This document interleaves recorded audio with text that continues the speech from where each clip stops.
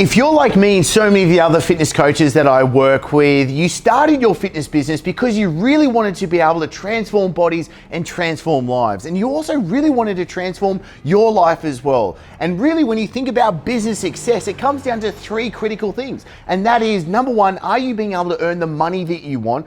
Two, are you having the impact that you want with the work that you really love? And three, are you being able to live with the freedom that you want that your business actually gives you? As one of the biggest problems is so many coaches literally build themselves into a prison. This is what I did for over 10 years. I was in a prison of a business. I was working so hard, but the problem is the ladder that I was climbing up, it was on the wrong wall. And this is why we need to make the switch. And this is why I want to share with you in this episode how to go from a trainer to a true business owner, and the few things that you need to be able to do so that you're building yourself a business that can work without you. As the truth is, so many fitness professionals literally are just in a glorified job. And again, this is exactly what I was in. When I was running a PT business in Sydney and in Dubai, I was charging a high amount. I was having a full book of clients. I had trainers working for me, but I was still stuck in the time for money trap. And this is what you need to understand is if you want to build a true business, a business that is going to be able to work without you having to be there.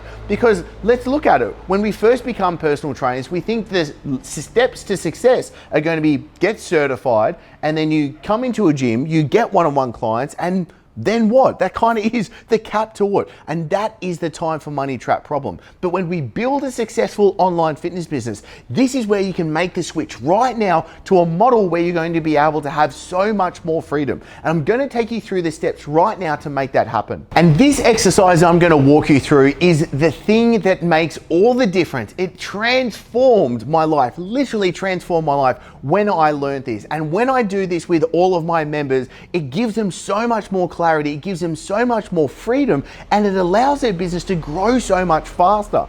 And this is where the first step of part of this is firstly sitting down and doing what we call a time audit. Now, I learned this off an amazing coach and mentor of mine, Alex Shafran. And this is something that I do literally every single quarter, and I have my team members do as well. So all you need to be able to do is literally just keep a list of everything that you actually do in the day, but take note of how long each task is actually taking you, and also what is that task really for. And then simply when you're listing this down, then we can start putting it into this framework and seeing what is irritating, what is okay, and what is fascinating, which really means we're starting to categorize the type of work that you're doing and how much do you actually enjoy. Because what I want to show you is we can match the work that you're enjoying and the work that your business needs to be able to thrive to do this. So let's go through a real life example right now. And let's just say in irritating, we have emails. You just don't love doing emails. I don't love doing emails at all. And so then we have doing accounts, the admin type of stuff of dealing with what's going on with the account of each client. Then we have editing content, something that I know because I'm not a tech person whatsoever. You're probably not a tech person, and you probably want to be focused more on the things that are going to be either getting clients great results or really growing the business massively. So then we look here in irritating. We've got emails and accounts and edit content. So let's go through a real life example of what I've just taken a client through. And this is something that I think will really resonate with you because I see this so often. So in this example, we had Stephanie, and Stephanie did not enjoy emails, and I don't enjoy emails either. Secondly, Stephanie doesn't love doing the accounts side of the business, and I totally agree with that. So we put the accounts under irritating. And then the next thing that was taking up so much time and just not fun for her whatsoever was editing content, and I totally agree. And then when we looked into the actual how much time were these things taking up in her week, we found it was about 60% of her week was doing these things, which isn't fun. Now, when we look at the okay tasks, the administration side of the business is the stuff that's kind of okay. It's not fun and it's not the worst thing in the world, but it needs to get done. Next is lead generation, and this can really be, say, being in the DMs, being in the communication with leads, and being able to do the follow-ups as well. Stephanie didn't find this very fun. It's needed for the business to grow, so it goes in the okay column. And then the next is doing coaching calls, and this is something I find really common, is fitness professionals, especially with their online programs, selling as a part of their packages lots of coaching calls. Adrian, for example, is a great example of this because he was able to bring in another team member to handle all of that, so he doesn't need to do it. And Stephanie is on the path of doing that. So then when we looked at the actual split of what was going on, we look at now she was doing about 20% of her week in the okay column.